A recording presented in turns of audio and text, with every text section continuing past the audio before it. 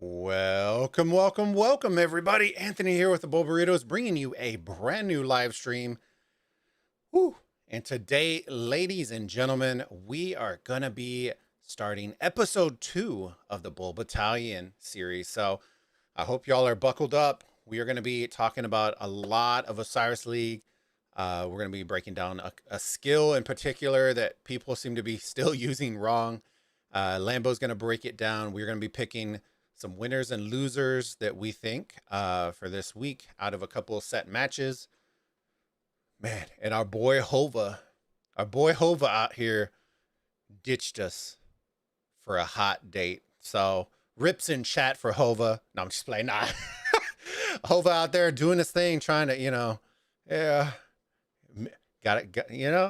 We can't blame him. You know what I mean? He's on that hot date, but yeah, we're still going to be grinding. We're still out here doing our thing. So we look forward to having Hova again back soon. So yeah, without further ado, yeah, love Hova's placeholder. It was Lambo. I blame Lambo. I blame him. So, but for those of y'all who are new to the stream, welcome. For those of y'all who don't know who I am Mr. Bulba or Anthony. You can call me whichever one you want. My wife and I are variety streamers, streaming mobile games such as Rise of Kingdoms, all the way to first-person shooters such as Call of Duty, and everything in between. So if you like variety content, ladies and gentlemen, sub to the channel, hit that bell icon, and select all if you don't want to miss a single live stream. And do me a massive favor, ladies and gentlemen, if y'all enjoy this content and Rise of Kingdoms content, or just our content in general, do us a favor and smash the like button. The like button does more than you will ever know. We are on the grind. We have just surpassed 1,600 subs, and we are constantly growing. So I appreciate the support and love, fam. Make sure y'all say hi in the chat. We can't fault him for having a life outside our... So make sure y'all say hi in the chat. If y'all are new, even if you're lurking, say hi. We have a great show planned for y'all today. And yeah, hopefully y'all enjoy the content. I will give y'all a hint. We do have some people that want to be on the show. So we need to schedule them in.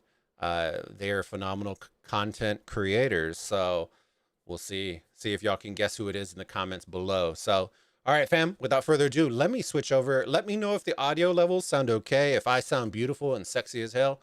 We just got our brand new mixer in. So the audio levels, I need to kind of work on them a little bit, but y'all let me know in the chat if I sound beautiful. So let's fire up some music. I'm going to get in with Lambo on voice chat, and then we'll go from there, fam. All right, give me 1 second. Sorry about that. All right. Let's get this going.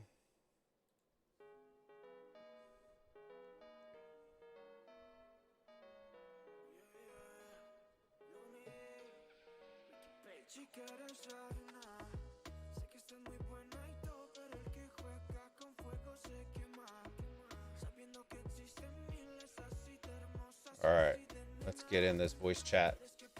Where's this brother at? Yo, brother. Let's see. Oh, brother, where are they? Yes. Hello, my friend. What's going on? Ooh, look at him. All right, y'all let me know before we dive into this. Can y'all hear Lambo?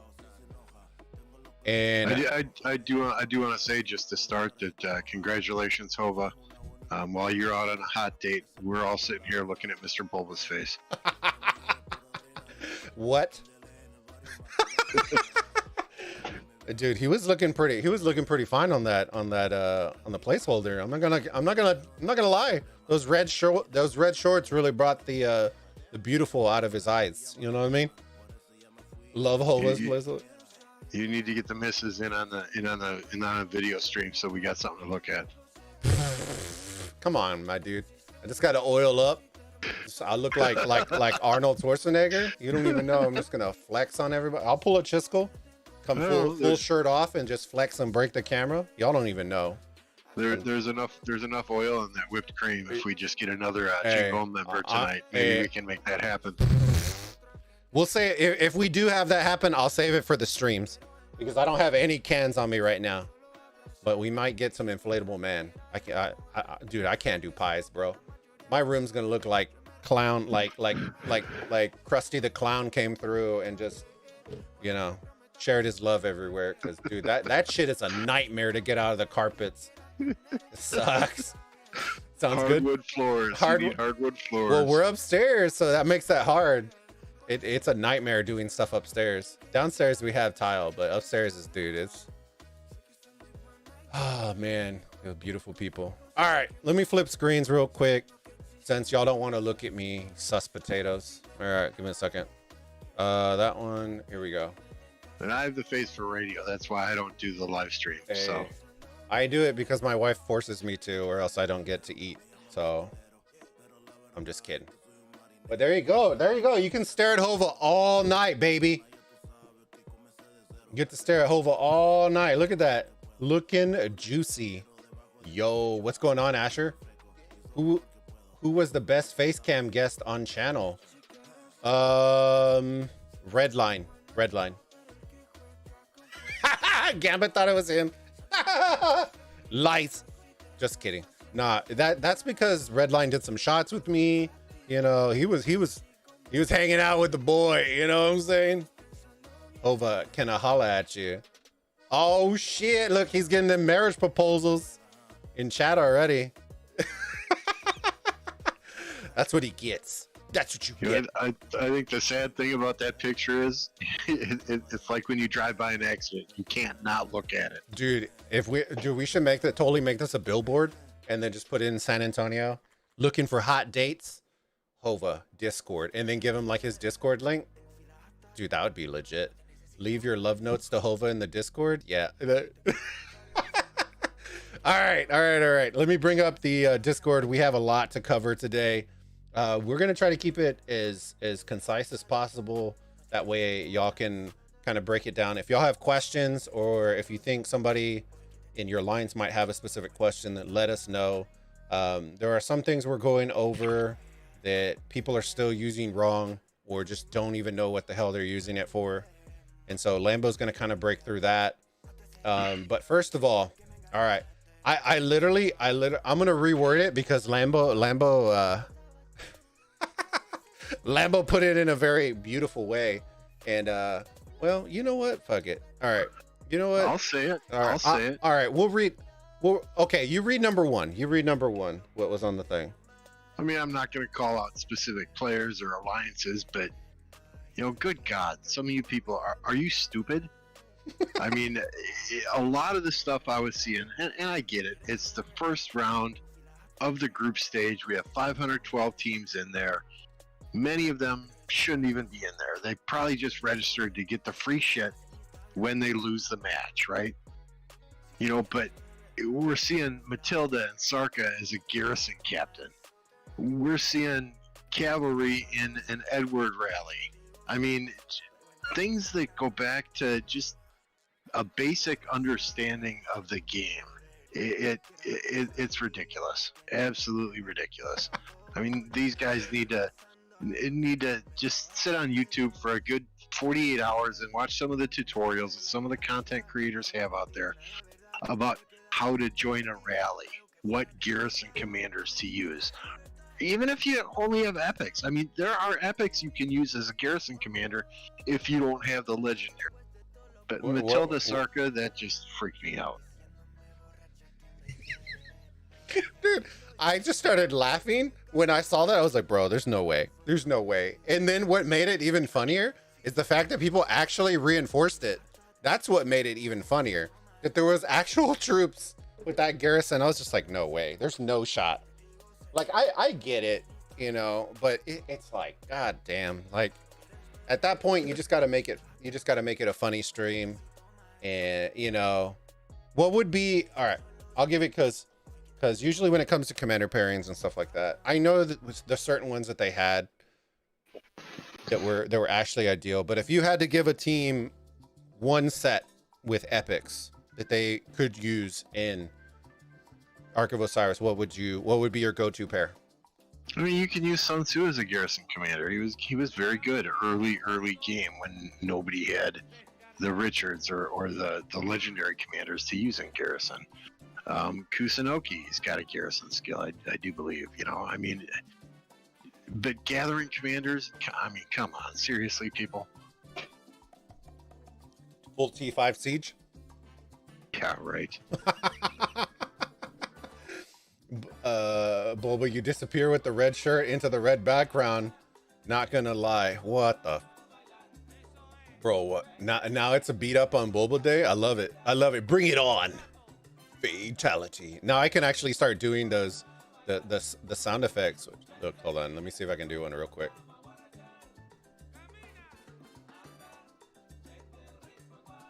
Fatality. Did it work? Did I sound beautiful?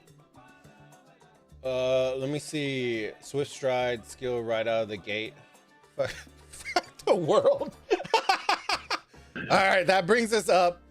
All right, that brings us up. We'll actually, that one was towards, actually, hold on. This was number 4 on the thing, but we're going to jump into it because Gambit actually brought it up. It says, do a deep dive into the hard push skill, and we'll go back and reinforce hard push. And I do have the graphic for what it says, because exactly what Gambit's saying. What the shit are you doing popping popping hard push right off the rip? It just doesn't make any sense. So, all right, give me 1 second, fam. I'm gonna bring up the picture. I think hard push right off the rip makes a ton of sense. I don't think Swift Stride does. Oh, Swift Stride. Sorry. Forgive the confusion. There you go. Hold on. Welcome. Oh my God. What the fuck was that? Hold on. Bro, did it just show me my face? Oh no. Hold on. Brought up the wrong graphic.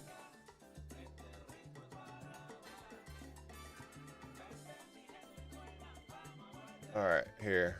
Brought it up. Here we go. Hard push.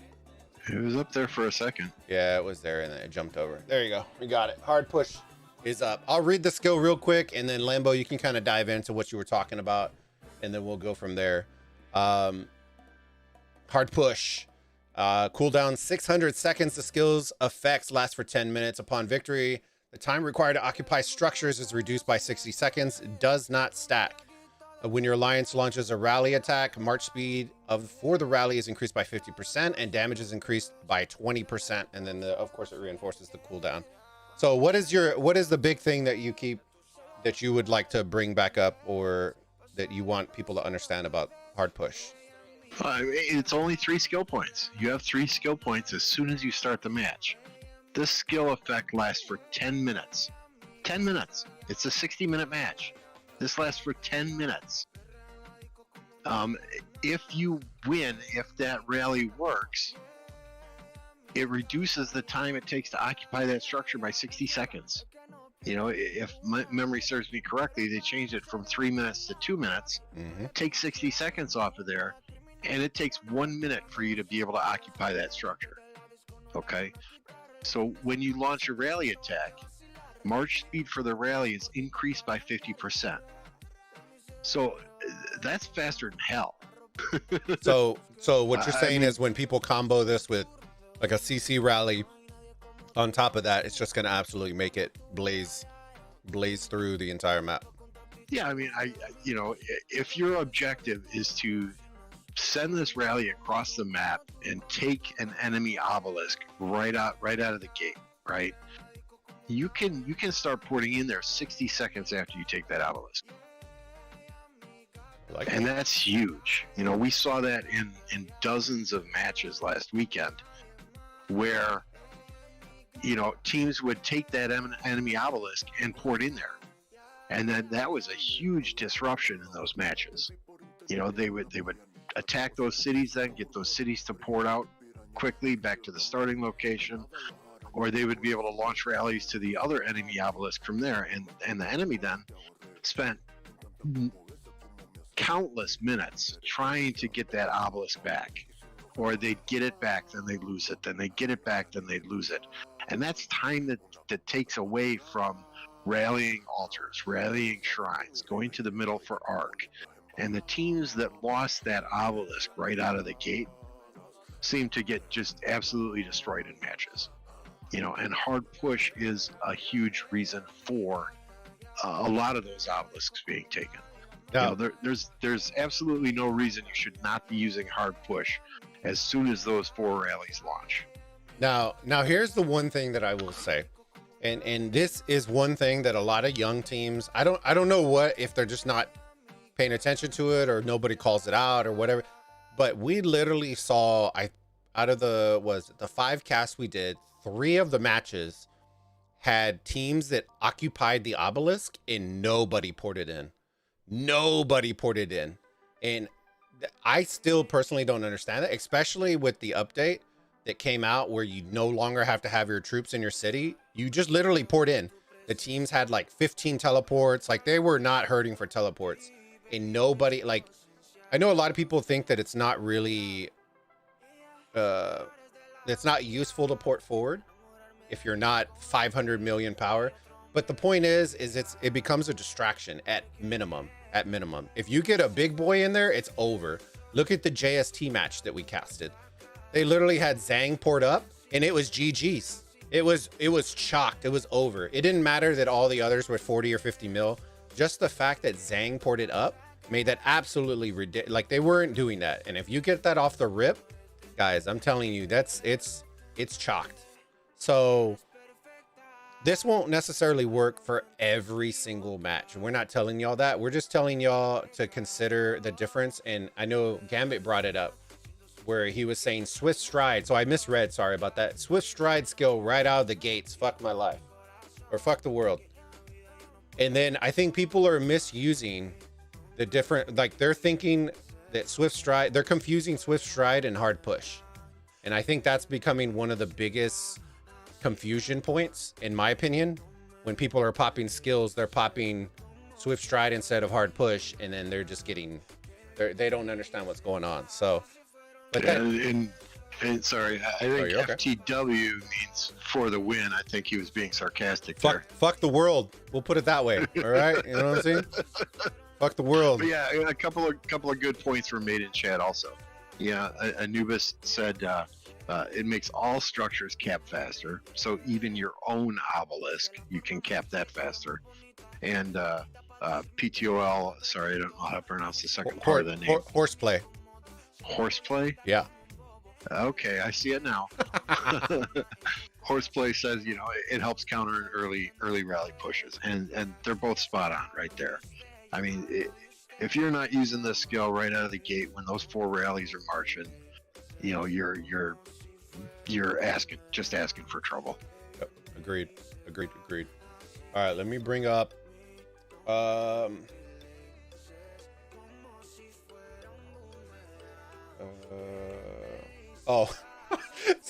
so we won't dive too much because I kind of talked into one of the other points, but it was the concept of taking enemy obelisks. And we wanted that, the idea that it is still a huge disruption, even if you're just porting up to the obelisk and doing that kind of stuff. But then he's asking, because the teams who didn't do it, if they were trying to lose the match. So yeah, I mean, in 2 of the matches that I've done in 29 so far, we're sending a rally to the enemy obelisk right away, and we're backing it up with troops on the field as well, right? And as soon as we take that obelisk, our goal is to hold it for 60 seconds so MF can port up and start zeroing cities. I agree. You get a 450 million power player with a ton of max legendary and the best equipment in the game, porting that far forward in an Osiris match. That side of the map is history. Yep. We saw it all last season too. We can ask our friend Gambit how he liked Ticklefist last season. But yeah, once you get a guy like Zhang or Ticklefist or Mad or Bunny or, y'all know all the guys. Once you get somebody in there, it's just, you're not getting them out. It's just a matter of what you're going to do. And a lot of people want to rally and do all that. But guys, at that point, they have so many troops that you're just not, it's no use. It's no use. Your best bet is just garrisoning and leaving them be, because all they're going to do is disrupt the entire match. They're going to 5 swarm either your city if you're small, or just the obelisk just to kind of cause disruption. And it's going to be a nightmare. So planning for that and strategizing for that and just making sure that you pay attention to your obelisks. People are going to lose a lot of obelisks. And I've seen a lot in our most recent cast of people losing them and just not porting forward. So hopefully that changes, because that changes the momentum of a match very, very quickly. Even the nip match that we casted, they took the obelisk and didn't port forward, and it was still with 25 minutes left. So yeah, all your strategy goes out the window if you lose that obelisk out of the gate. It's one thing to lose it in the last 15 minutes of the match. That's not a high value structure. And in the last 15 minutes of the match, in theory, all your players who are porting to that location have already ported there, right? But losing it in the first 5 minutes of the match, game over. Yeah, that's true. Tiny Rick, Bulba, how do you know Borat? His name is Hova. His name is Hova. He abandoned us for a hot date. Very nice. He abandoned us. Let me see. To help counter early pushes. What's going on, K412 or 1412? Welcome to the stream, my friend. All right, let me see. Let's move on to our next point. That way we'll keep it rolling. Let me see. Alrighty. Garrison commanders in the open field. This is a big one, and I don't see a lot of teams doing this, even the big boy teams. Okay, so this is something I see some doing it, but not as many as I don't know if it's just them not realizing it or just not. They're so focused on not getting swarmed down in the beginning. But for in the words of Lambo, for Christ's sake, if you see Garrison commanders in the open field, why the shit are you not targeting them first? And we've seen it plenty of times where you see Zenobia walking to the enemy altar and nobody's targeting Zenobia. Like, that should be your number one. If you're going to swarm something, you should be swarming Zenobia or any sort of Garrison commander off the rip, because at the end of the day, that's going to help you if you need to reswarm down a structure, or if you don't, unfortunately get into it first, then you got to swarm it. It's just going to make your life a lot easier, because once they get into that building, Zenobia is going to be a nightmare. So, Lambo's question. I mean, go ahead. If you've got your structure garrisoned properly, and you've got support there ready to reinforce that structure, it can soak up a rally for a period of time. And if you see a Zenobia marching toward that structure on the enemy team, take her the hell out, right? Because if the enemy does take that structure, what would you rather hit a Zenobia Theo to try and take it back, or would you rather hit a Saladin Khan or a Saladin Takeda or a Saladin William, that's in there as a garrison captain? I mean, it seems like common sense, but I see lots and lots of teams not doing that, and then enemies are getting Zenobias into those structures, and they're able to hold them for a period of time. There are plenty of lost first occupations in the first week just because of that. And it's just like, man, off the rip, it's not as bad as losing your obelisk, of course, but just you're automatically, once you lose that first occupation, already on your back foot. And then it changes. You got to adapt a little bit, because now, if you're going to try to Groggy, what's going on, buddy? Welcome to the stream, my friend. If you're going to adapt and do that kind of stuff, it's very, very interesting, the different ways. And I will bring this up. I don't know if Lambo's seen it. He probably has. He played plenty of Ark, but people are starting to sneak in Zenobia garrisons into their infantry rallies when they're coming through for the altars, when they break off, and then they just hide her. They hide her in a tile. They hide her in some random regroup spot, but they're hiding the Zenobia, and then they bring her in at the last second to come into the structure. So people are getting very, very creative with how they're hiding Zenobia. And then there's others that you just see them marching, and then she just is parked in the back and then never gets targeted, and it's one of those, like, if you're going to push, if you're backside and Zenobia's in the back, you just push, you drag all the marches and you target Zenobia, because once Zenobia gets in that structure, like Lambo said, it is chalk. Like, more likely than not, you are going to lose first occupation on that. It's not a guarantee, but it's going to be very, very tough. So Last thing you definitely do not want to do. Long time no see. All right, so let's dive into our last one of the last points that Lambo brought up. There'll probably be others that we'll bring up. If you have questions for us, feel free to ask them in the chat, and I will try to pick up on as many as I can. Mid game, we all know arc itself. The arc itself is probably one of the most important things. Well, it is called Arc of Osiris for a reason. So while the occupation game is very, very strong, provisions seem slightly nuked, but not, you know, for your big boy teams. For the most part, I'm not saying that's not the same. But the mid game is probably one of the biggest talking points in Arc of Osiris.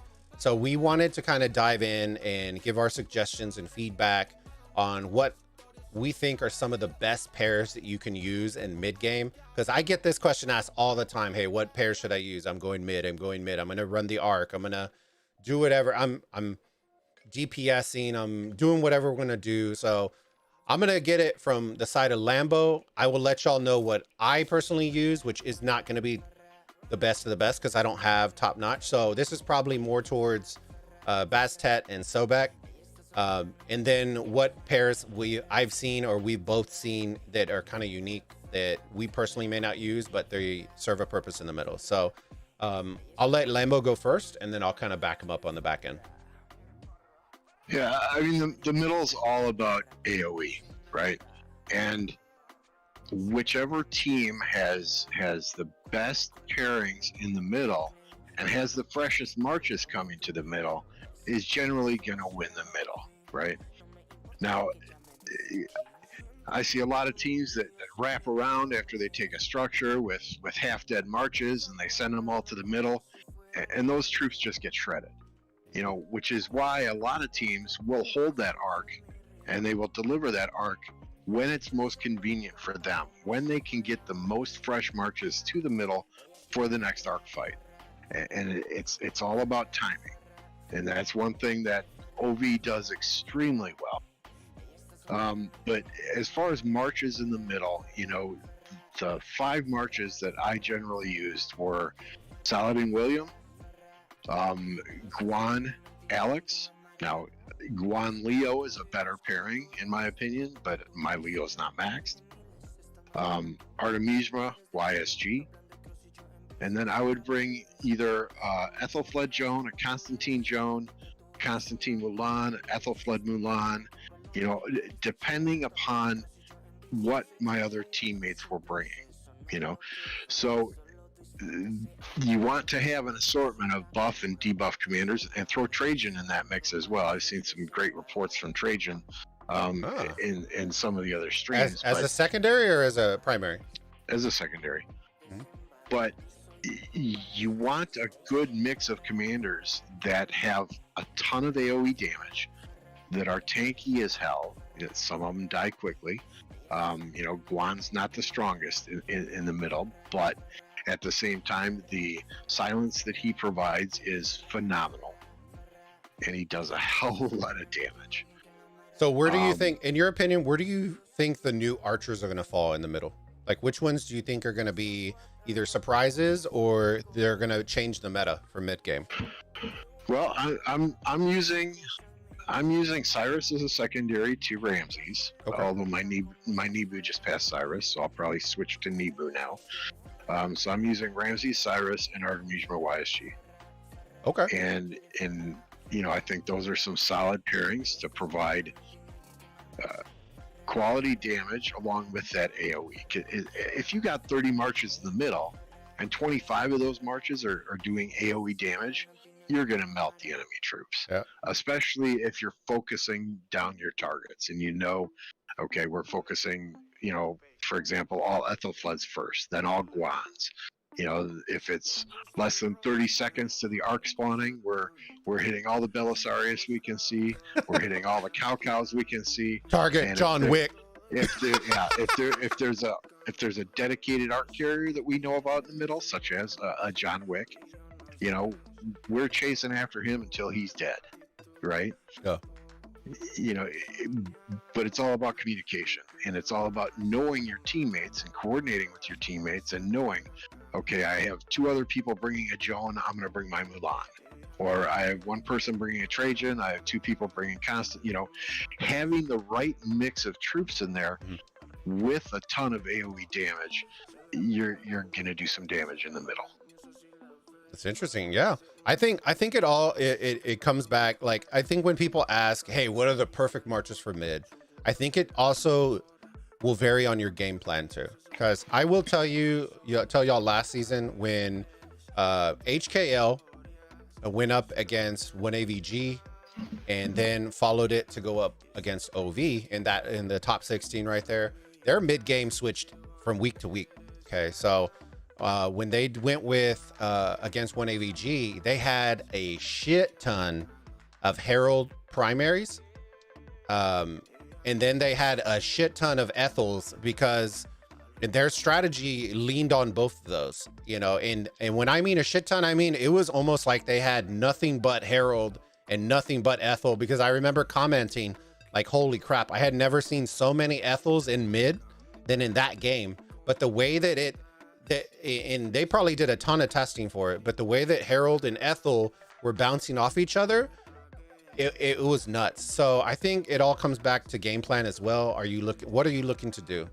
Are you all intending on being there first, where your murder ball, you know, AoE all over the place? Are you thinking you're going to come in late, so you're going to need some more speed? You know, I think it changes and varies. I think OV tend to be the ones first in the middle, so they can afford to send a lot of those. But I can tell you right now, when I was casting 1AVG last season, they were consistently, unless they made a conscious effort to be there 6 minutes before the arc spawn, they were usually the last ones coming in. So they brought in a lot of archers, and then they came in with some faster infantry. But it all varies on that as well. I do love Lambo's pairings. I am not that amazing with commanders, so I will tell y'all what I have and what I've seen, and we'll go from there. So a couple of my pairs are, because I didn't have Attila Takeda at the time, I'm still working on those right now. So what I ended up doing, and these are probably pairings that you could try to use if you're in Sobek or in Bastet. So this is combos that those guys would most likely be using, because Takeda wouldn't be available. So that's going to ruin one of my pairings. I do Khan and Takeda as one of them. I do Saladin William as another. The other one I do is Alex YSG. And then I do Ethel Joan, I do Ethel Joan. And then my last one, I typically, it depends on what my troops are, but I'll do something either tanky, so like a Charles Sun Tzu, or somewhere in there, a Sun Tzu primary, however you want to do for the AoE aspect of stuff. That's traditionally what I'm going with. And the main reason why is to piggyback off of Williams' effect of kind of machine gunning that skill over and over and over again. Khan with Takeda makes Khan a little bit more tanky than what he normally would be, unless he gets focused down super hard. But that's where it comes into March management. Usually when you'll see me, I send my Khan out as kind of bait, and then I'll bring him back and then focus everybody, and then I'll bring Khan in last. So it's just a matter of, can you control your marches, do stuff like that. Khan will get focused down, guys. I know that already, but I like the amount of nuke that he brings to a battle, if that's all you can bring. If you have Attila Takeda, by all means send that if that's what you have. But I am cav focused. Outside of that, what I've seen in mid that has done fairly well, a lot of the pairings we've already covered. Lambo uses a bunch of them, but the new archers I think are going to be key in mid. I know a lot of people think they're going to be, you know, the best thing since sliced bread on the outside. I don't see it that way. From all the matches that I've seen, unless it's one-on-one, you're good all day. But when people see a Ramses or see Osiris or see anything like that coming at an altar, it's getting swarmed, you know, before it even hits the building, and then getting swarmed as it. So by the time it's hitting the structure, it's already half dead. I don't think that's going to change. I really don't. I think the best bet for the archers are going to be on those shrines, because shrines tend to be the redheaded stepchild. So it always gets forgotten. You may not get it every time, but you're going to get it one-on-one several times in the match. But in mid, I know we saw OV, and I'm not going to try to talk over and over and over. Lambo can probably, at least, he doesn't have to dive in depth with it, but we saw a ton of Artemisia in the mid last season, and that was a specific focus because there was a ton, especially against V636 in game 3. There was a ton of Artemisia in mid game, and it was absolutely insane. Matt paired her with the skills that they used, and I thought she was Jesus. It was insane how tanky she was. Dude, it was nuts. I remember they popped to the death, right? And we're like, oh shit, V636 are about to wipe them out. All you see is Artemisia's coming in here, and then all you saw was sad faces going to the backside for 636. And I was just like, what in the world's going on? And I know it had to deal some with the skills, but the pairings that y'all used, it was just like, dude, it was a perfect cohesion between skills and commanders. And that's what I think people should be more focused on, is highlight using commander pairings that are going to highlight and excel with the skills that you're going to pop in the mid. I think that's the key. Yeah, I think the Heaven's Grace skill countered the 2 to death fairly well. All right, let me see. So yeah, those are the pairings that we would personally use. I think the ones that I've seen that are a little bit unorthodox but somewhat effective. I've seen a lot of William primaries. I've seen Takeda and Joan. I've seen what other oddballs have I seen? Oh my goodness. I'm trying to think. I'll keep that on top of my head, but there's some weird marches that for some weird reason they just go absolutely ham, especially secondaries with Leo. Oh shit. I was just like, what? Like, and I know Hova's using some archer pairs, and it's going to be nutty, but we'll keep y'all in tune with what's going on those. But it's mid game is something, if you're not planning, or if you think as a team that you can just ball up and then just dominate somebody, you're gonna, at some point it's gonna come where you're gonna have to strategize what skills, marches, all that kind of stuff, and then kind of go from there. Yeah, I mean, you know, playing with OV last season, everything was micromanaged down to the talent trees that each person used for each of the commanders' pairings that they used.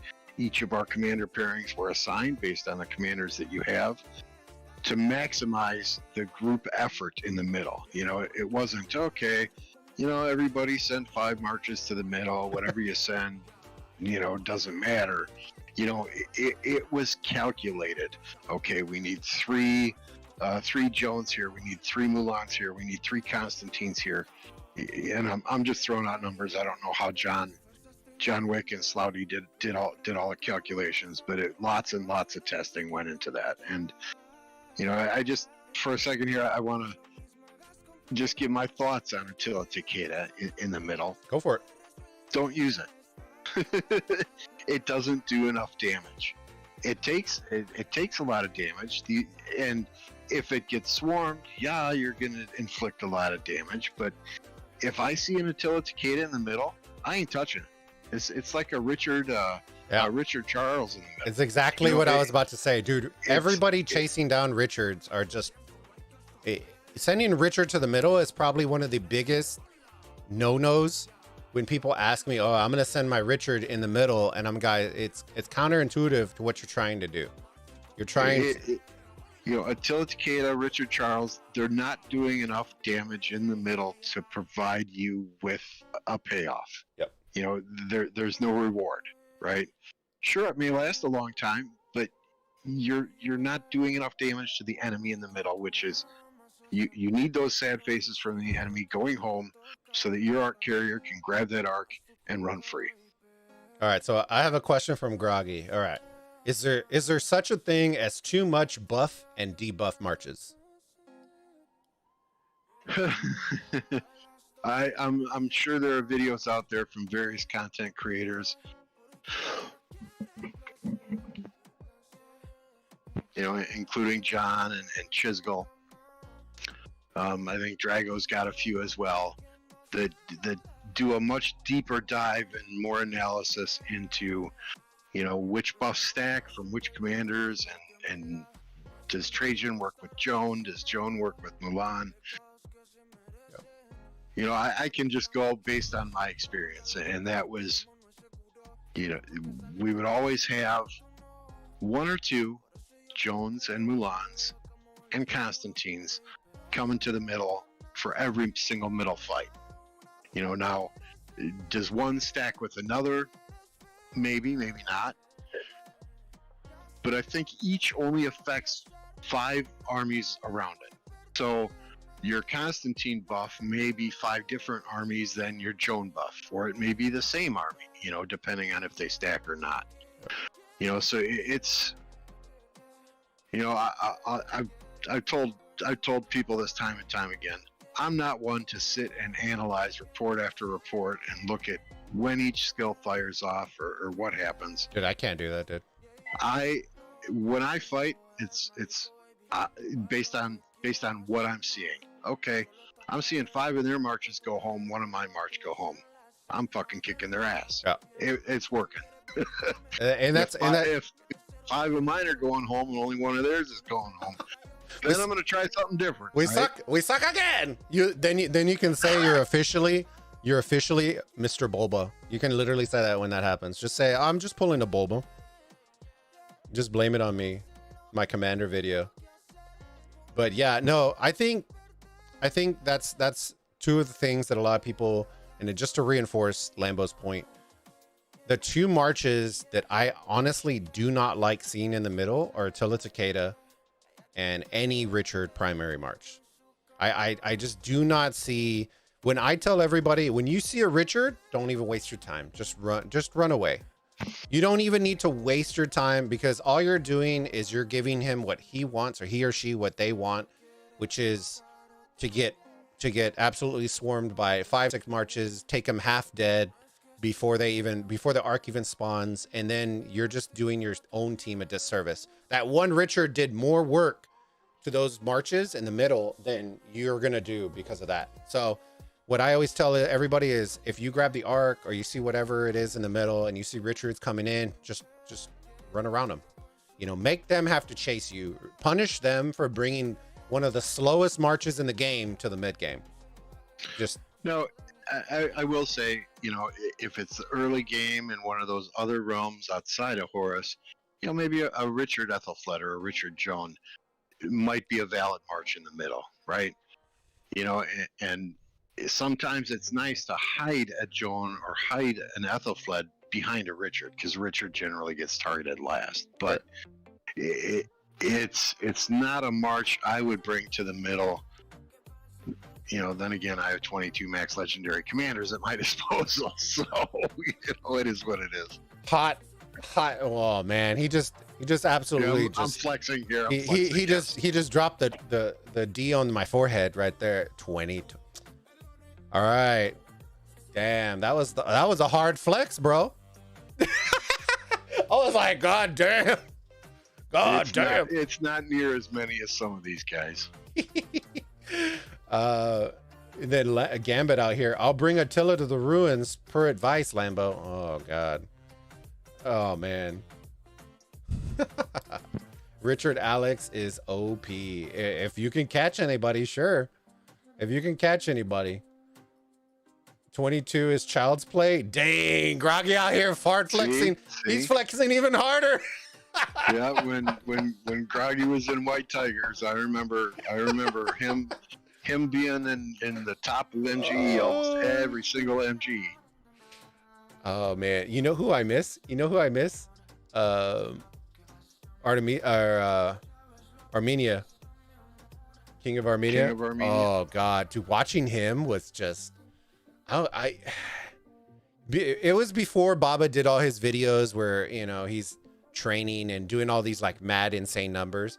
But just watching that dude just hard flex on one flag and then just march after march after march after march. And I'm just like, God dang, like, dude, I miss that guy. That guy was entertaining, especially during this kind of KVK, whoo, King of Armenia. Yep. Dude, that guy, hard flex. Oh, I hope it's a guy. I assume he's a guy, but man, he hard flexed so hard in those videos or in the streams. Oh man, it was so good. But all right, fam. Yeah, I mean, you know, I think Groggy came to 1039 halfway through KVK 1. Correct me if I'm wrong, no, Groggy. You know, and we were fighting Baba in KVK 1. He was in one of the kingdoms that we had locked in Zone 1. And I remember the alliance I was in, it wasn't White Tigers, but our job was to guard that gate.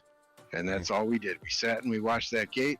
And if we saw Baba coming, we would call Albiaz the Great, or we would call King of Armenia and say, they're here. And then they would port over and wipe the slate clean, send them back home, and say, okay, you guys are good. Call us if they come back. Yeah. Bye. All right. Like, bye. Yes, you are correct. Oh, dude, those are some good times. People, that's one thing I will say. For anybody who's complaining about commanders, guys, go watch some of the old vids from when the game was young before KVK, and people are taking Lost Temple with Joan Boudica marches and Sun Tzu, and then if you were a monster whale, you had that Khan, you had that YSG El Cid combo, you know what I mean? But nowadays it's like people are, you know, you're getting insane commanders. Dude, I wish we had those back in the day. Like the talent trees, like people think these are bad. Look at the old school talent trees. Those were horrific. Holy sweet Jesus.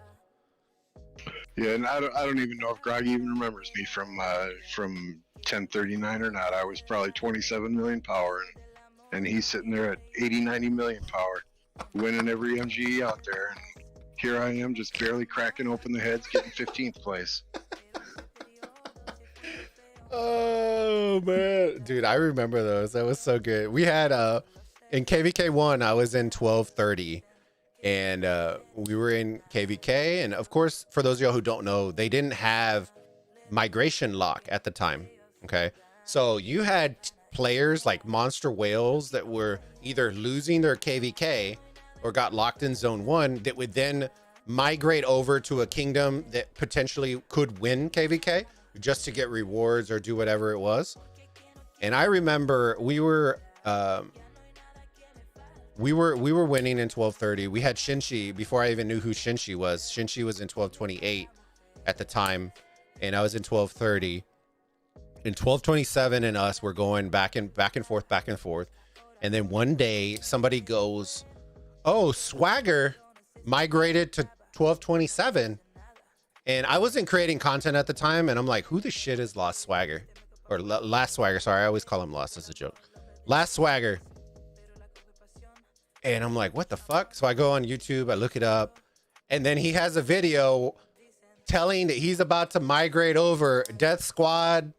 Who was it? It was Death Squad, King Shart, Vixen, and a couple other people. And I was like, what the shit? And literally the next day, Death Squad was in our KVK, pulling a King of Armenia with holding passes by himself. I'm like, God damn it. Like, this was supposed to be easy. And then DS comes in and just starts shitting all over the place. I'm like, God damn it.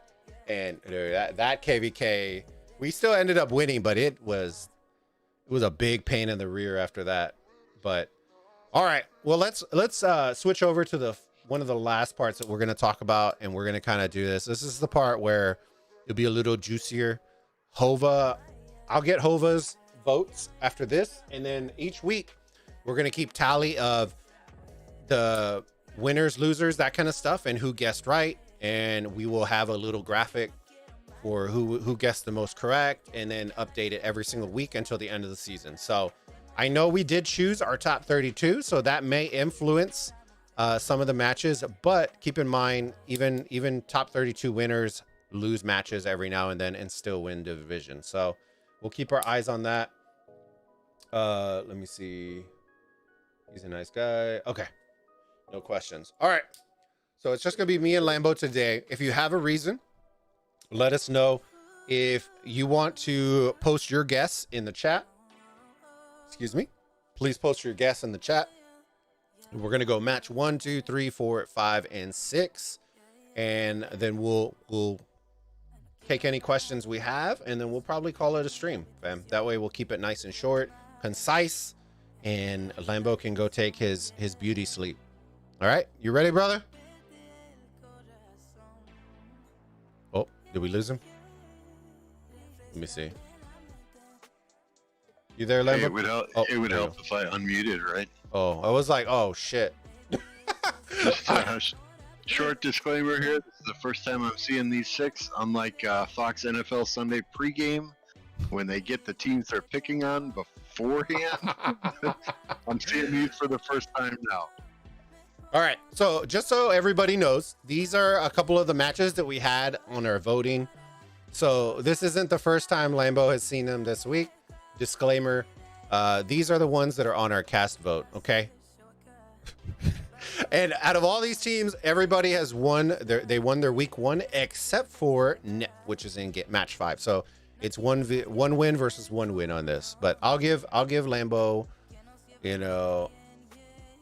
I'll give him a little leeway on this one because I didn't give it to him that fast. Yeah, just what divisions are these? You want divisions? All right, give me 1 second. Yeah, I kind of want to look at them. I mean, no, you're fine. Match 2. I know who I'm picking there, but oh, did my mouse die? Sweet Jesus! I think my mouse died. Nice. No. Did Mrs. Bulba take the batteries for something else? Oh shit! Dang. Zing. All right, give me 1 second. Damn. All right, give me 1 second, fam. I do have those. They're on the. I'll see if I can pull them up quick, but they're on the Discord on the vote. I usually put it on there. Give me 1 second. I'm glad this didn't happen during Osiris League. That would suck. All right, there we go. All right. Cast vote. All right, here we go. Let me see. S13. That is going to be Division 15 in Horus. For the first one, for match number 1. Let's see, S136. Oh, they had no competition last week.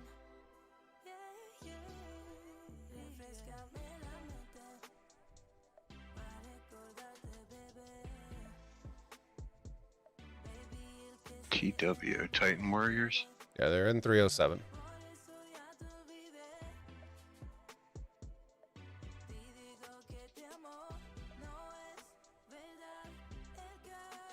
I mean, it's hard to pick that one. S136 won their game last week, 95,000 to 399. The other team didn't even show up.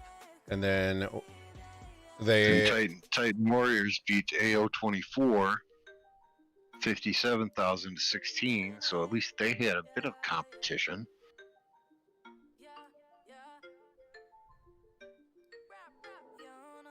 DJ Groggy coming out here. He's kicking the hornet's nest. I love it. I love it.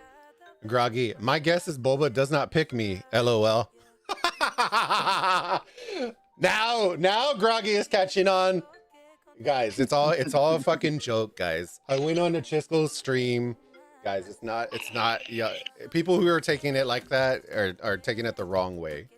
It's all a joke. Chisco? It's all a joke.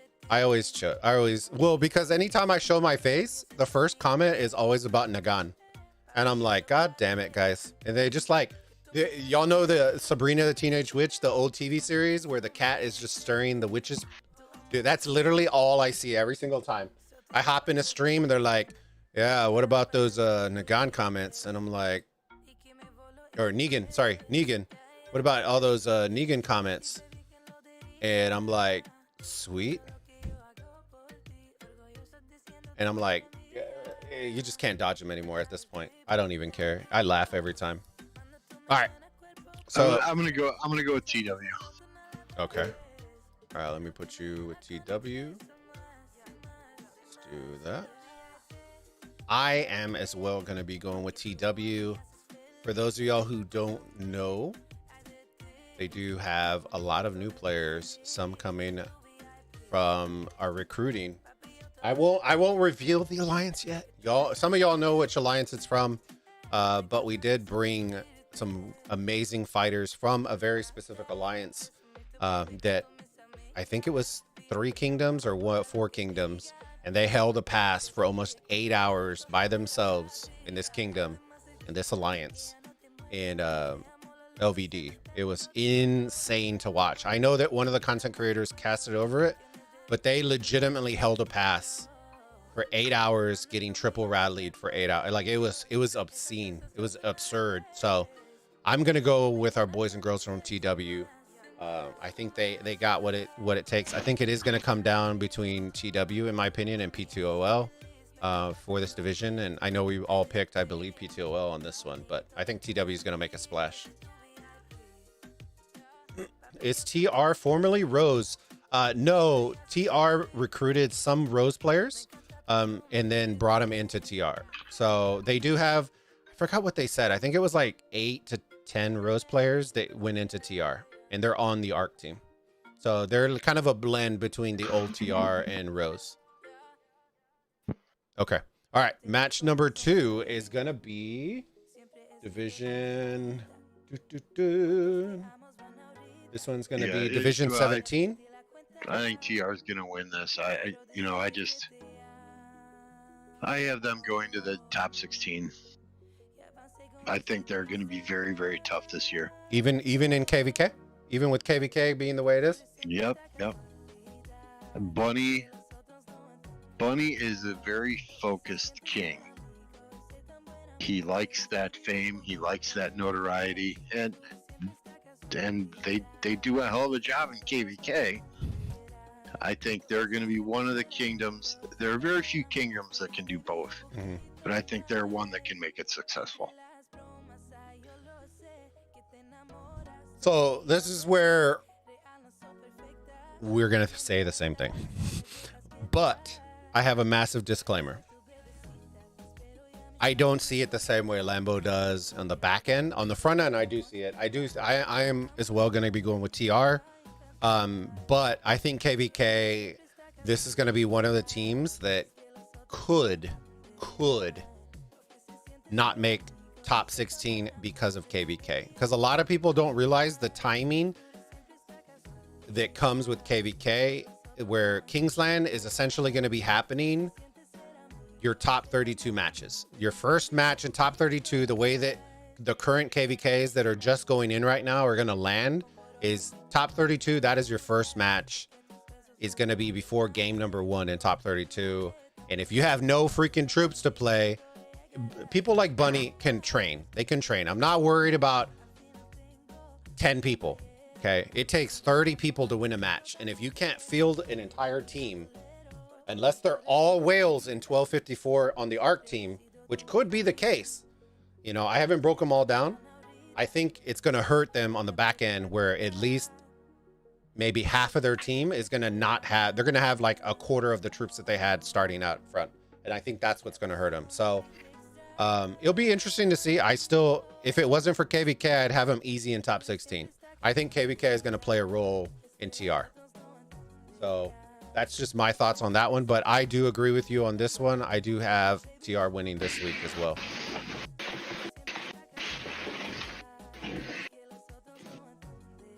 I think they can manage it well. If there's one thing I know about 254 is that they plan.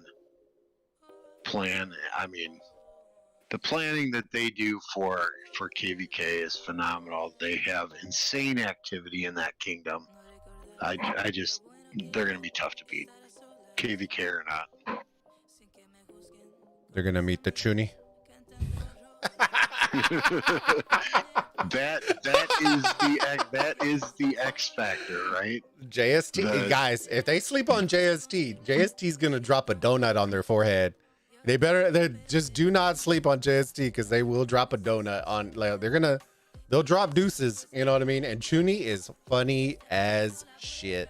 By far, By far. And as me as a content creator, by far the most entertaining Rise of Kingdoms content creator right now, hands down, is Chuny. He just makes it. It's not. I'm not saying that he's the most well-rounded Rise of. I'm just saying as an entertainer, that guy can keep an audience in a boring ass, like there's nothing going on, and you will still be entertained. So I will say, I will give that to Chuny. Chuny is an amazing creator for sure. We'll figure it out. We're either gonna try to get him on a cast. Maybe he can yell at us on the Bulbattalion show. I don't know. We'll figure something out. I'll talk to Zhang. I'll talk to our peeps. See what we can do. Maybe he'll just yell at us, and then we'll figure it out from there. Yeah, I think that could be the X factor. How much does that guy get under Bunny's skin? You know, I think Bunny and Nuggets are hilarious, right? And they are absolute experts at knowing how to push somebody's button and piss them off. Chuny is so good. You know what makes me laugh though. It'll be interesting. What's amazing, and I said this a while back, and for those of y'all who've been with me for a long time, you know that I've said this before. If you are a content creator, okay, I don't care if you're losing, if you're winning, if you're getting your dick pounded in the dirt. I don't care. Make content. Make content. Stream it. Make a funny video out it. Flip it on its head. Do something, because Kingdoms will eat that content up. Okay? Make fun of yourself. I don't care. Like, I give a perfect example when Shinshi was battling 307. Okay? There was a video that came out. We won't dive into it. It did not go over very well. Okay? But on the flip side, when I suggested if Shinshi would have made a video that basically said, yeah, I got pounded, here's 307 giving me, you know, fisticuffs in the open field, and just made it into a funny meme, 307 would swallow that content up so fast it would get shared all over the fucking place. And that is exactly what Chuny did when he went up against 1401. It didn't matter whether he got zeroed, whether he was just playing around, whatever he did, he made that shit funny. And I think that's the same thing, the mentality that you have to see as a creator. People are going to talk shit all the time. It's just a matter of being a creator. But making it entertaining is always fun. It's always fun. So I look forward to seeing Chuny, seeing 1254, all that kind of stuff. We do banter back and forth all the time, but I do respect 1254 as a fighting kingdom and know that they're going to battle, and, you know, 375. It's going to be a good one. All right, here we go. Match number 3 is going to be in Kingdom or Division 7. It's going to be GSB versus K78.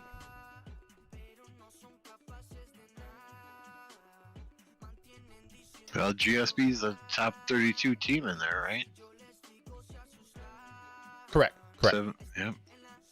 K78. Was it you that was talking up K78? Me? No. It might have been Hova. Maybe Hova.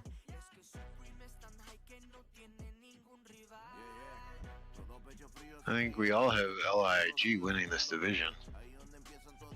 We do. I believe. I do have the graphic. Yeah, I got it up in front of me. Here's where we had. I'll go with the underdog here, K78.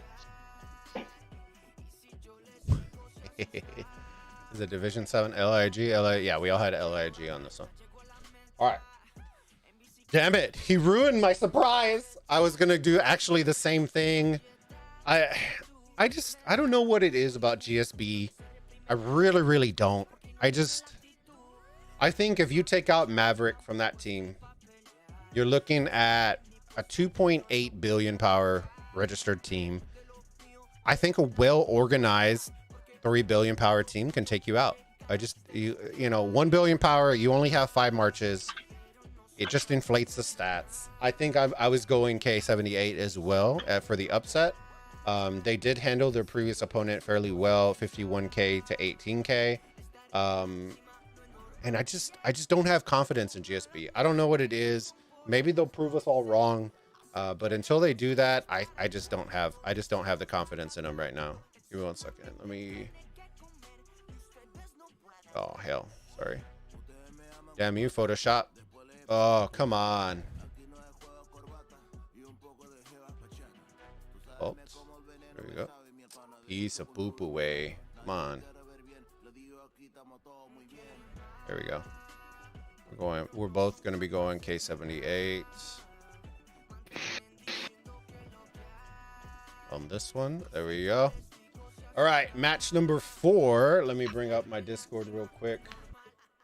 Is 93L. This is going to be in Division 13. Let me see. Yes, you can. Activity in 254 is insane. Much respect to 254. Did 307 sign up for KVK? No, we did not, Groggy.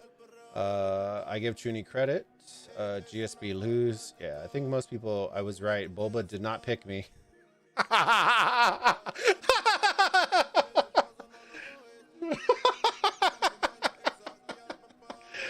Oh, man. A couple days to decide if they're going to register for... No, it already passed. It already passed for KVK registration. I think your registration popped again yesterday. Oh, I didn't even look. Let me see. Let me see. Oh, yeah, I did. There you go. Popped again. So potentially start for 4/14. So we'll see. That is pretty quick. That was like what, like a 3-day turnaround. So you can only skip 3 times. So it's really not going to be anything big. Yeah, I think it's like two weeks in between. Well, not the notifications popping. The notification from the previous one just went down like 3 days ago. Did it? Wow. Yeah, it went down fairly quick.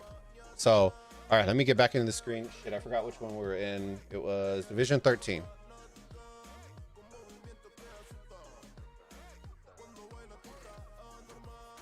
We got 93L versus SK57. SK57 won their match 81K to 1.2K. So the other guy, or 1.9, didn't show up.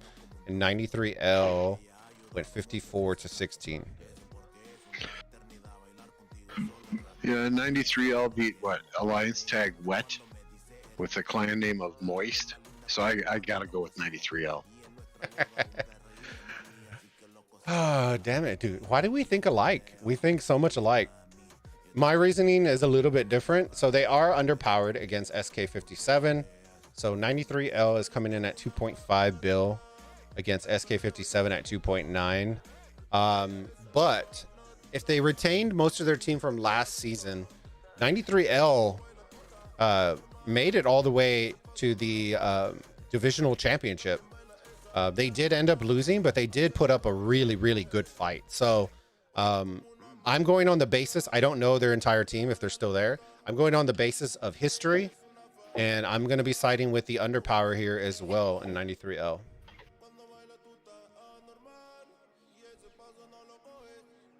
All right. Let's see. And I did see your question. That too, and it's what? SK57 is 1357, 93L is 1093. So with the way some of these kingdoms got MGE, maybe SK57 only got one Xeno or one Nibu MGE before we got this fabulous MGE with what, Saladin, Attila, and Chandragupta. So more than likely 93L is going to have a commander advantage. All right, so Groggy asked, are there any kingdoms that can match up with 1307 for the next sign up? I am not sure if all the big kingdoms are already registered. I can definitely tell you that the reasons we've already, for those of y'all who don't know the reasons are already out there. I'm not going to go into those. They're actually valid reasons. Most people don't realize how many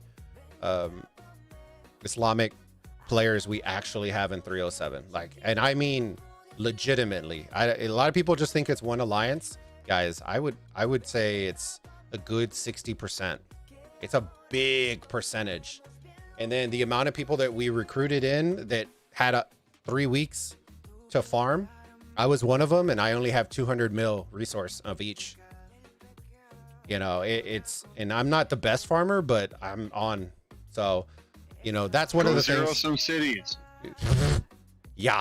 Let me put Mrs. Bulba on my account and we'll get booted out of 307 so fast. You don't even know. As for, hi, baby. As for kingdoms that we could get matched against, 1556, I believe.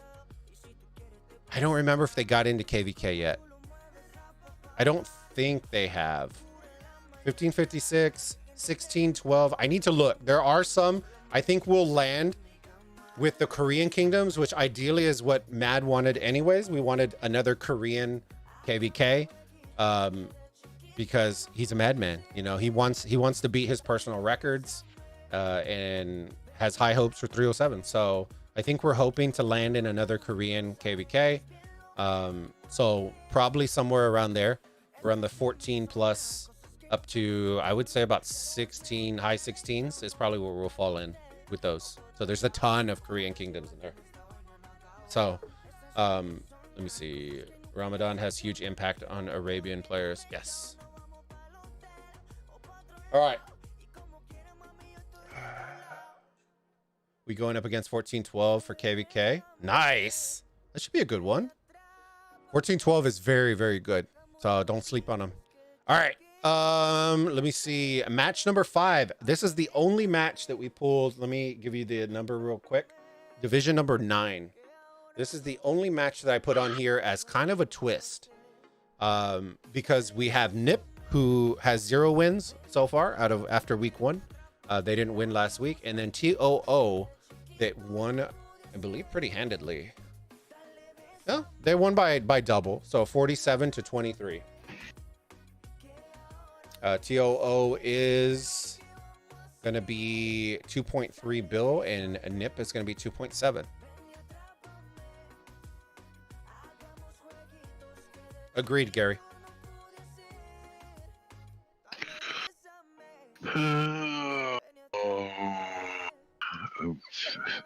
You know, I love the name Frozen Nipples. I absolutely love it.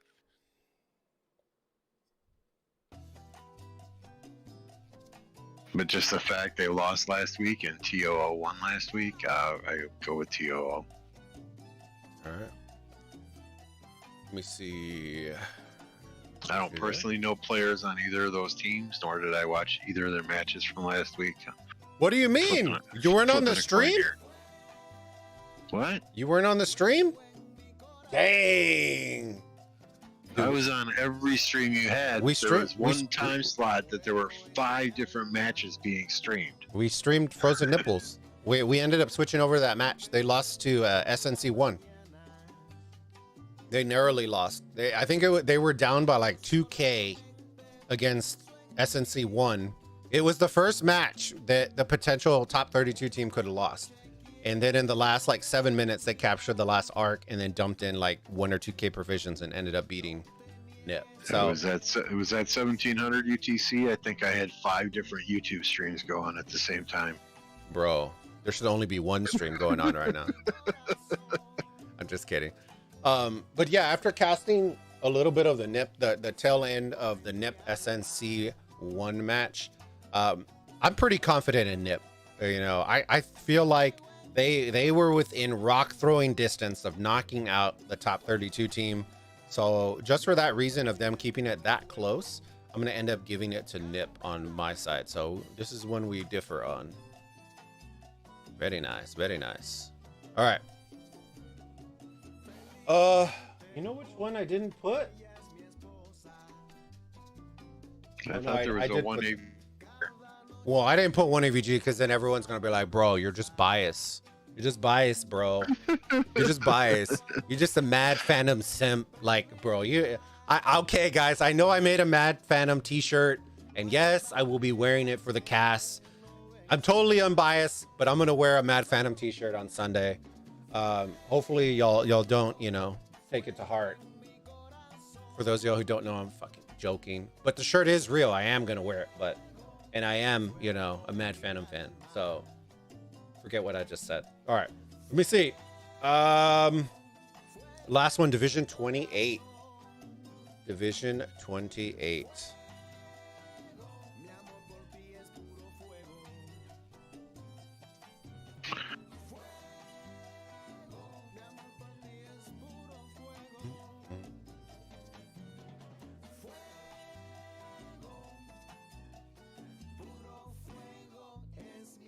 Yeah, I'm glad Groggy's not in my kingdom because I do have to pick 1008 here. Just, I mean, they've got that proven track record, and you know,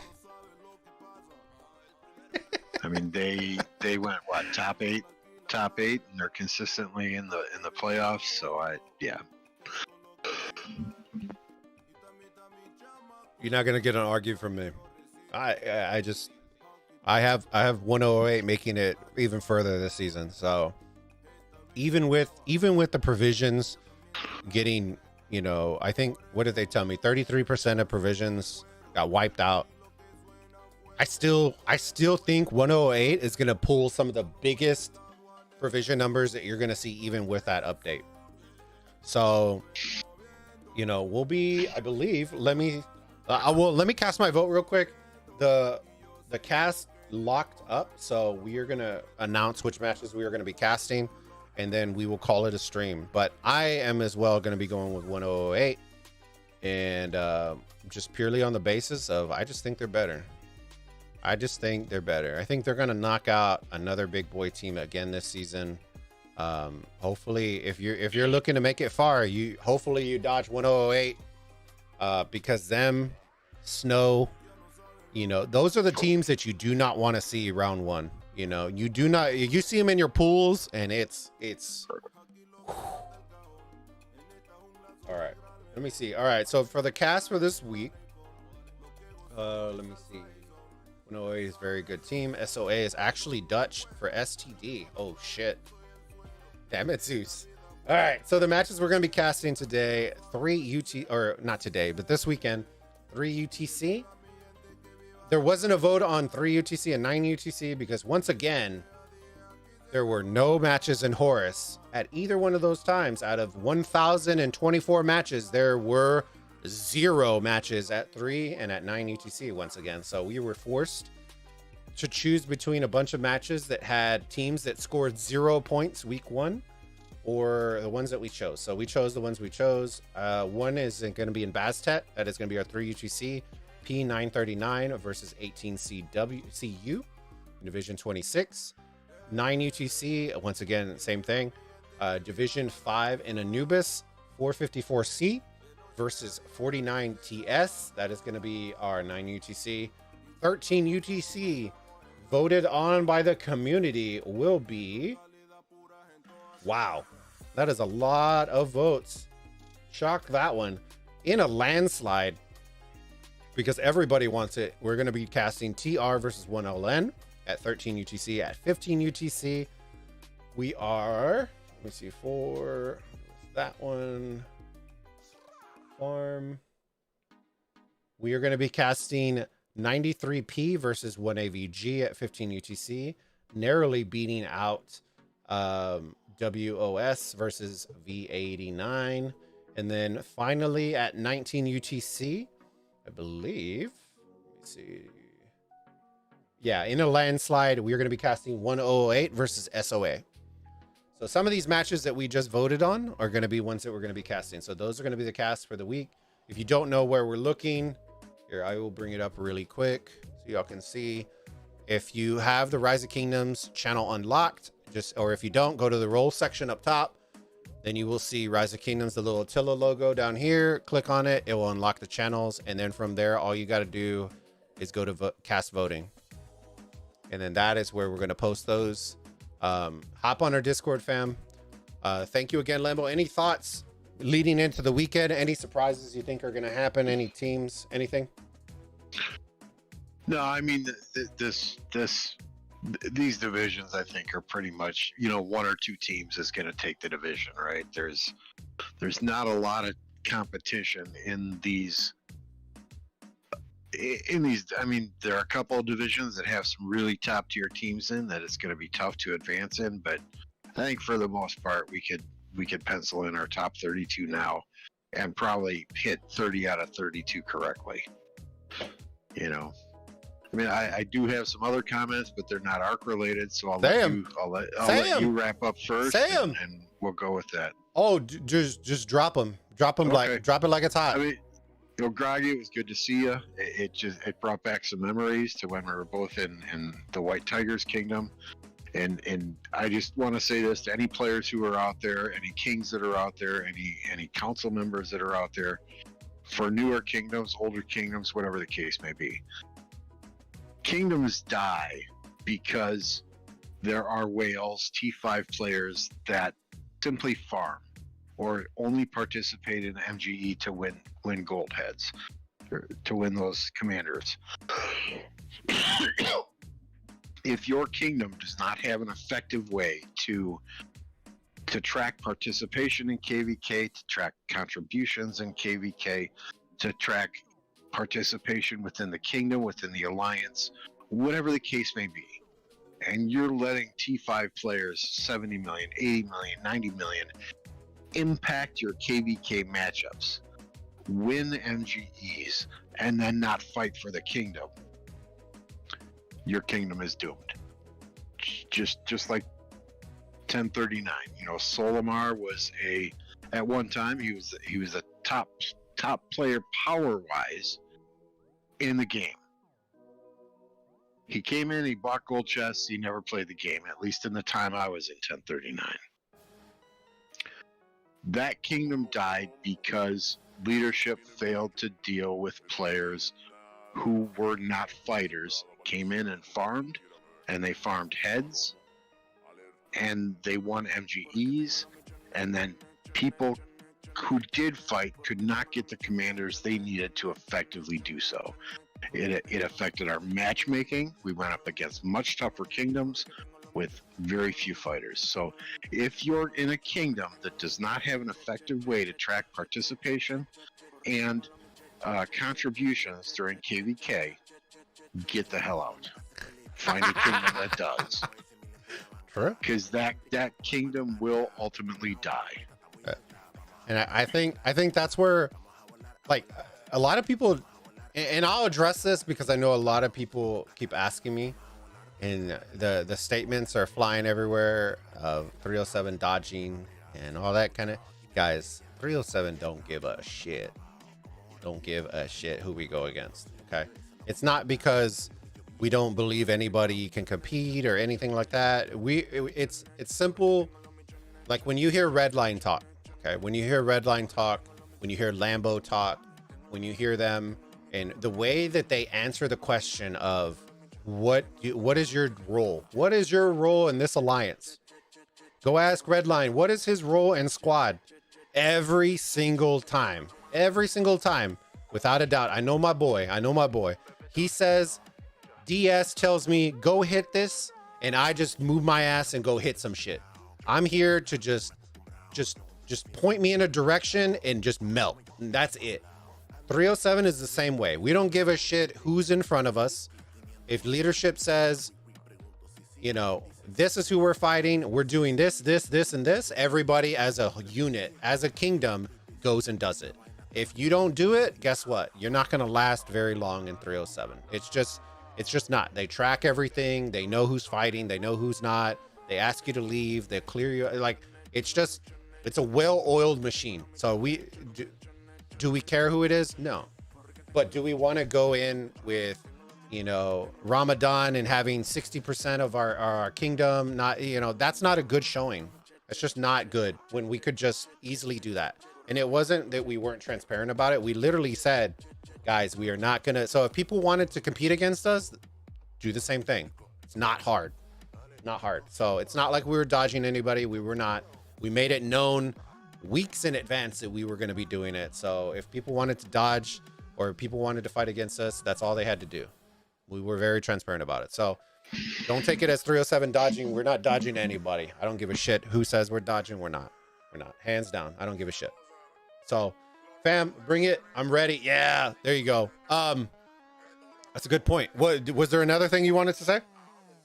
No, No. No, I mean, I just, No. you know, I see so many kingdoms that are effectively managing the players in the kingdom, and a lot of people get pissed off. Oh my God, they're zeroing my friends. Well, fuck it. They weren't fighting in KVK. What good are they? You know, at the end of the day, this is a war game. Yeah. Making friends is just a benefit of that, but I'm here to fight side by side with MF, with Cat, with Mavic, with, you know, Reaper, with the other guys in my kingdom. Yeah. And if I'm not doing that, I'm letting them down. If that person is truly your friend, where the hell were they when you were fighting in KVK, losing, you know, 5 million, 10 million, whatever the case may be, troops, right? Zero. Get them the hell out of the kingdom. Oh God, people are... And get some resources, get the resources they've been farming all of KVK at the same time. Yep. Fuck it. Yep. All right, question for you, and this will be the last question we ask in the stream. Well, actually, it's a two-parter. It's kind of like I think we kind of touched on it, but I wanted to get your opinion on it. I don't think we talked about it last episode. Okay. The last question I was going to ask was based on what we're seeing right now. Okay. So what I mean by that is we're seeing so many alliances in the Horus realm that aren't even showing up. I mean, they're legitimately scoring 0 points in the match. Okay. You have to actually try to not score 0 points in a match. Legitimately. Do you personally think that this format can stick and thrive next season? Because this season is pretty much chalked. Okay. Do you think that the realms, the way that they're breaking it up right now, can survive next season without it doing the same effect? So those teams that are not showing up for a match, getting 0 points, should not get a damn thing for losing. Not a thing. Not a season, not a participation coin or whatever the hell it is they call it. They shouldn't get a single gold star. They shouldn't get a damn thing. If your team scores 0 points and you're just signing up to get the loser rewards, you're a fucking loser to begin with, and you shouldn't get a damn thing. Period. You're a fucking loser. Oh, I love Lambo. Oh man. I can't agree with you. I can agree with you 100%. Late here. I'm sorry if you have kids in the room. Please put their earmuffs on. You're fine, brother. You're fine. I think the youngest one here is probably Groggy. No, I'm just kidding. Groggy's probably like 21. You know what I mean? But I agree, man. I think it's absolutely a shame. Like, it's a tragedy that 600 mil power alliances even qualified. I can't see a way around the league succeeding when that is allowed. Like, they have to put caps on stuff.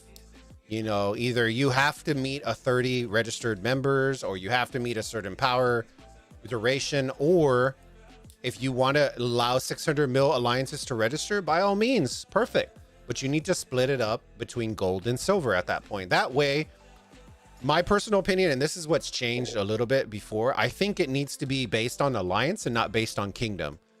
Because there are so many alliances in Horus that are getting punished for being 600 mil, having to go against 5 billion power alliances, when you could easily put that 600 mil in a silver tier, and then they could still try to compete against other younger teams that are in younger or whatever it is, and just at least try to compete.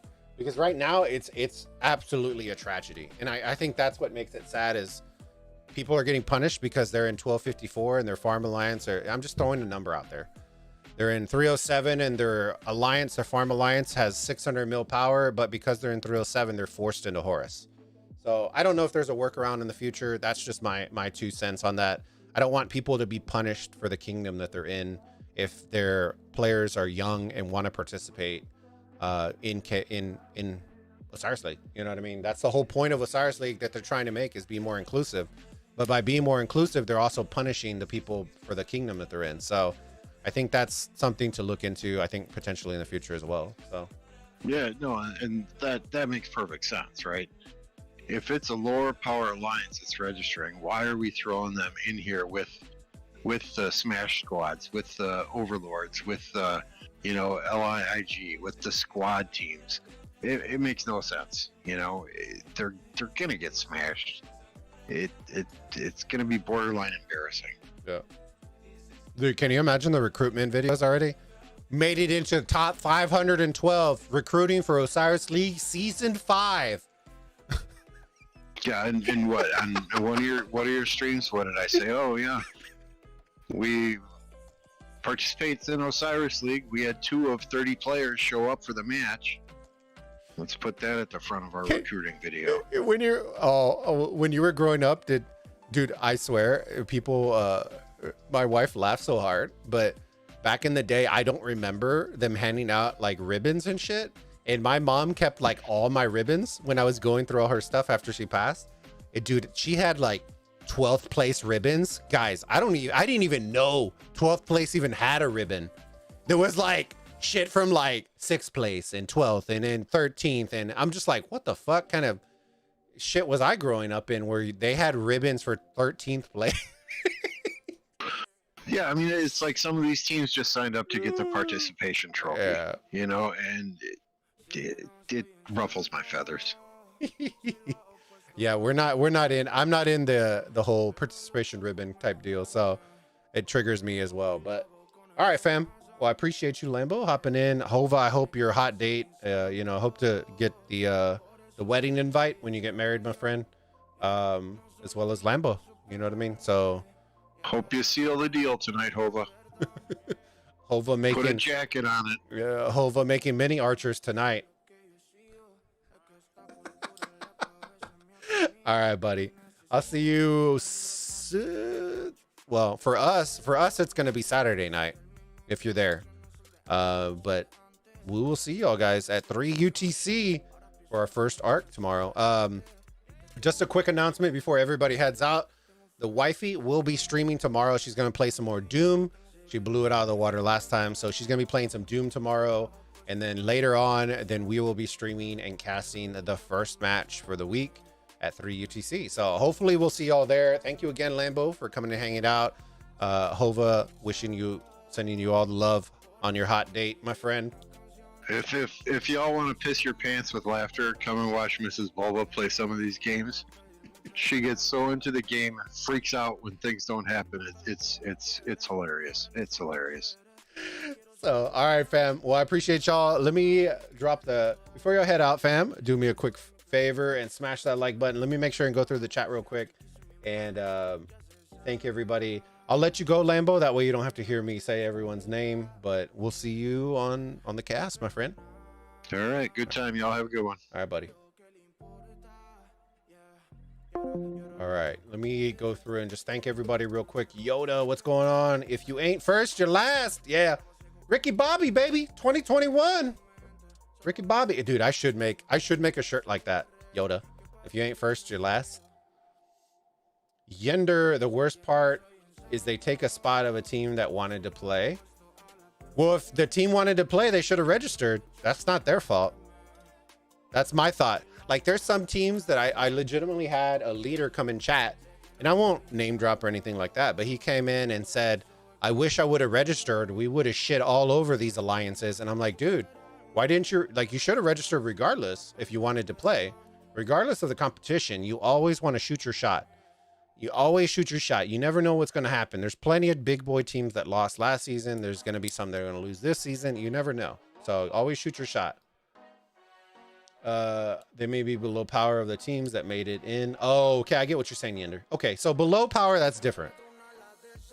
It would have actually showed up. Yeah, I agree. Lambo, thank you, brother. John Joe, 1412D. What's going on? We see Groggy, of course. Thank you, my friend, for hopping in. I hope you took it as a joke. Okay, it was a joke. It was a joke. Before I know somebody's gonna like clip, like they're gonna take it completely out of context. I already know it. I love it though. By all means. Let me see. Zeus, thank you for coming and hanging out, my friend. John already got you, bro. But you talked a lot in chat. I love it. Let me see. Gary.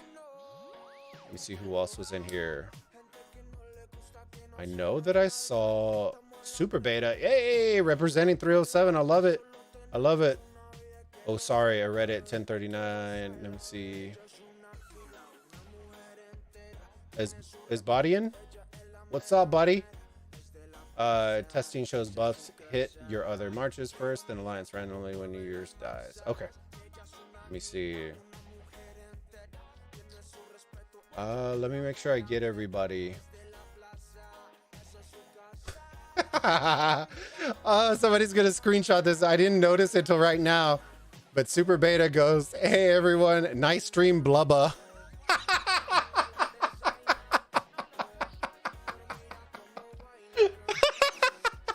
I never noticed it until right now.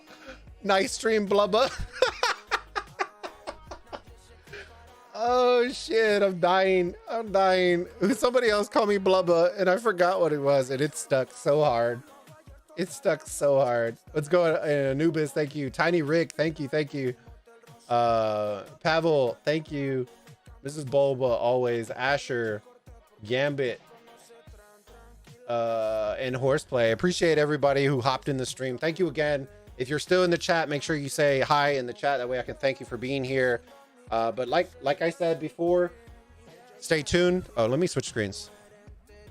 Stay tuned tomorrow morning, or it'll probably be sometime in like the 12 to 15-ish UTC-ish times. Somewhere around there. I will post in the Discord, let y'all know. Mrs. Bulba will be playing Doom.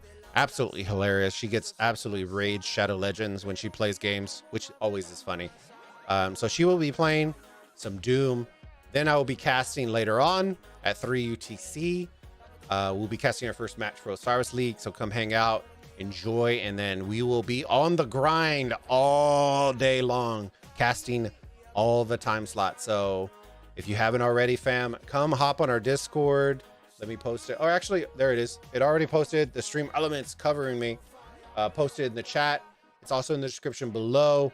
Appreciate all the subs, donos, everything that's been going on over the past couple of weeks. Appreciate all the support and love that y'all are sending my way.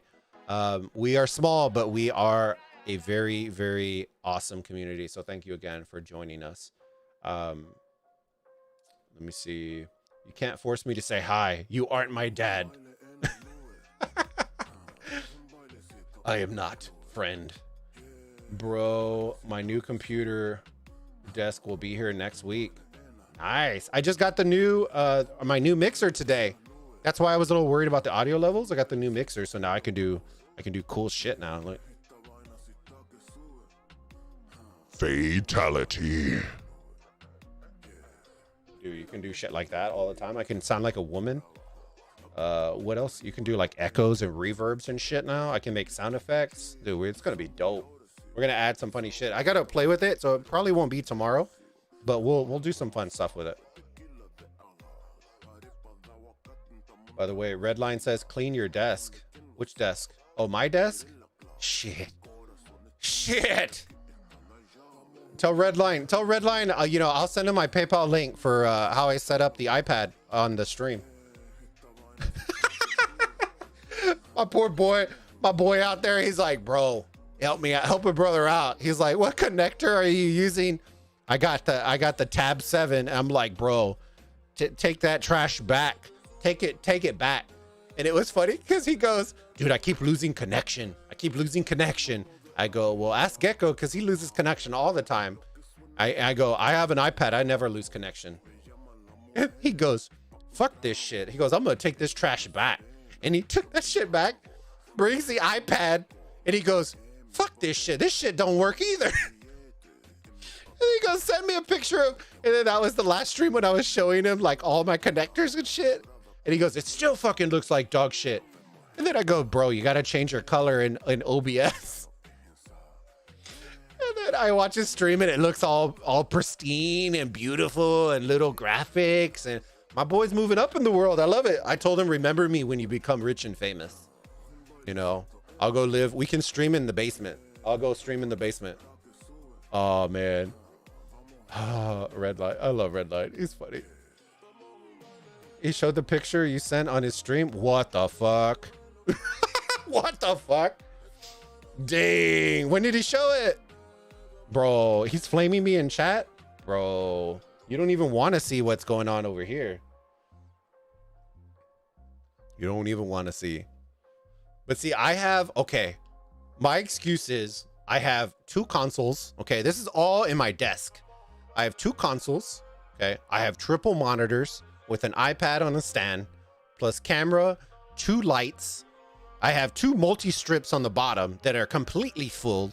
I have 7 strings of LEDs running through the back. Look, I even added those on the bottom. I still haven't cleaned that up either. I need to. Dude, it is absurd now. And then I'm an alcoholic. So then I have wine bottles that I just finished. You know, I'm still going to be drinking while I'm off stream. So this is going to get lit. Lit. Let me see. Last stream. That is how we know it's not a clean desk. Yeah, I don't care, bro. I don't care what people think of my desk. I'm a graphic designer. My desk looks like dog doo-doo. But I will have you know, okay, because people always say they were giving me shit last time. Give me a second. I'm gonna show y'all because you motherfuckers always come and try to grill my gears. All right, give me a second. Is it this one? Okay, it's this one. All right, let me do game capture. This, which one is it? This one? Nope, that's the wrong one. That's 3. Where's 2? Oh, son of a bitch. Oh, it's this one. There you go. Okay. Okay. You son of a guns. Look at this. Look at that. Oh, look, y'all remember my icons from last time? Hey, that's from this week. I cleaned it up just for y'all. Just for y'all. I literally cleaned up my icons. You're welcome. You're welcome. Okay. Slow and steady. You know what I mean? Don't grill me. All right, fam? Y'all suck. But I still love you. I still love y'all.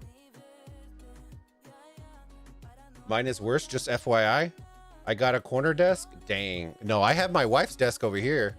So you don't even want to see her desk. Her desk looks bad. Bad. It's like when your parents come over to your house and then you're just like, bro, just throw all the shit in the closet. Just throw it all. We got 1 hour. We got to clean the entire house. Just throw all the shit in the closet and just put a do not disturb sign on it. That's my wife's desk right now. I literally am coming to stream Ark of Osiris and I'm like throwing shit on the desk. Like, I don't even care. Like, it's just bad. I was getting my eye ready for the madness. Sucker! All right, fam. Before we get on a tangent, I appreciate y'all once again for the support. I hope y'all are enjoying the stream and the cast and all that kind of stuff. We are on our way to our next goal, which is going to be 2,500 subs. If we make it, we make it. If we don't, I don't give a shit. We're here to build an awesome community of amazing burritos, and thank y'all again for coming along for the ride. I hope y'all are enjoying the community, enjoying the discords, all the perks. If you are a member, make sure you link your accounts, guys. We will be doing, and I'm going to reinforce this over and over, we will be doing member only streams at some point this season. Member only streams. So those of y'all who support the channel, that is an additional perk for supporting me and becoming a part of the Thick Burritos or Chingon Burrito. I don't care if there's 10 people. I really don't. I want to give back to the community who supports us. And that is the way that I'm going to be able to do it on top of all the other things that we do. So thank you again in advance for everybody who supported us and is becoming a member. And yeah, it will probably be most likely in the top 32 matches. We will stream exclusively some match that another creator is not going to stream. And we'll lock it down for our members. So yeah, appreciate y'all. Hopefully y'all enjoyed all the stuff. I look forward to seeing y'all on the cast, fam. But let me catch up in the last comments real quick. Let me see. Should have put that in Discord anyway.